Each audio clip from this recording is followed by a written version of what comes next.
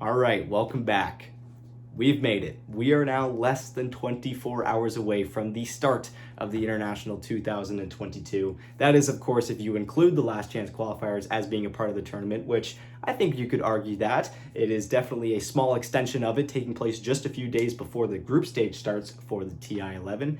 But regardless, taking a look at this board, I'm going to be walking you guys through the schedule for the next 2 days of Dota that are going to be taking place on October 8th and 9th.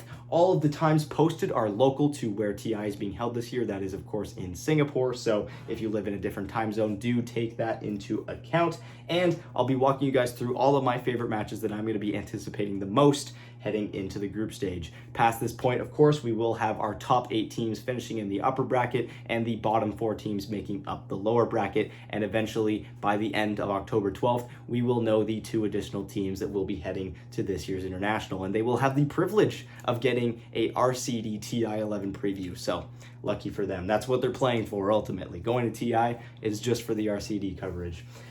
So taking a look at our schedule, I'm just going to be talking about my most anticipated matches, in which I have 1 match per allotted time slot. So hopefully there isn't any overlap, but of course, since it's always not exactly an exact science, there might be some overlap here and there. Each series is allotted 2.5 hours of time for a best of 2 series. So it's entirely possible that a series ends in 1.5 hours, and it's entirely possible that a series takes like 4 hours. We'll see. But kicking things off at 10 a.m. on October 8th, the series to look out for would be Extreme versus Liquid. That is going to be 2 of the top teams from Western Europe and China taking things off immediately. And just in general, Group B is insanely stacked with teams. So any Group B matchup you're going to want to check out for, which is notable as well, is that these streams are not organized by groups. We have a mixture of each group playing through each stream, so that is something to keep in mind. For 12:30 p.m. on day number 1, the series to look out for T1 versus Liquid. So Liquid once again, but we're going to be seeing the debut of T1 with their Ana, Thompson stack that has gained a lot of popularity. Shocker there. So check that one out at 12:30 p.m. on October 8th. At 3 p.m., we want to check out Wildcard versus Virtus.Pro.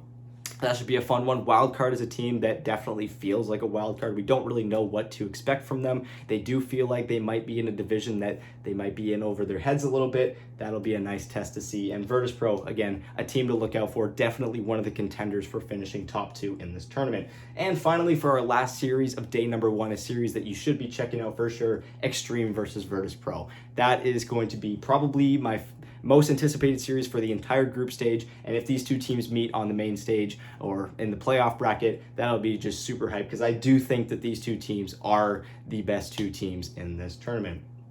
Kicking things off on day number 2, you'll want to turn your attention over to T1 versus Extreme. That should be a really, really fun one. At 12:30 p.m. on day number 2, you'll want to take a look at Liquid versus Virtus.Pro. So again, a lot of these series being in Group B, because again, Group B just feels very, very stacked.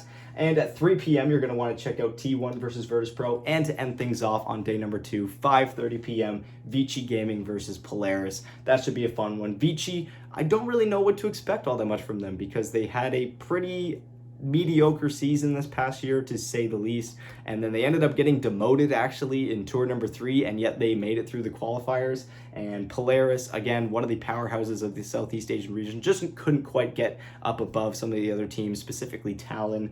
We'll see how they fare in the groups here. And now for my predictions, which you guys have all been waiting for. But before I get into that, just again, any more information you guys might have on this schedule, feel free to check the link in the description to the Liquipedia page in case you're curious.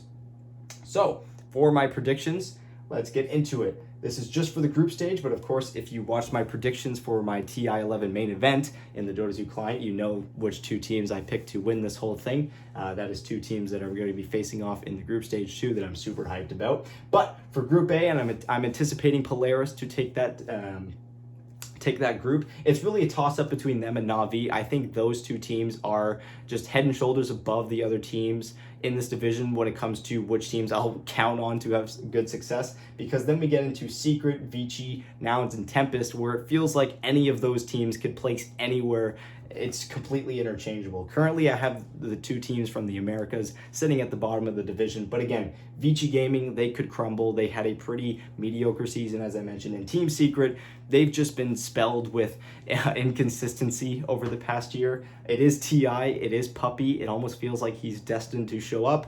So we'll see if they manage to actually finish in the upper bracket from Group A. But looking at Group B, again, the much more stacked group here, I have Extreme and Virtus.Pro topping the division. Don't exactly know which one of those teams is going to be finishing number one, but I know for sure those two teams should be number one. We then have T1 and Liquid right behind them. And then at the bottom, again, the two teams from the Americas, Wildcard and Infamous. But however, for these guys, I don't think they'll have nearly as good of a chance as Nouns as Tempest do to cracking into the upper division.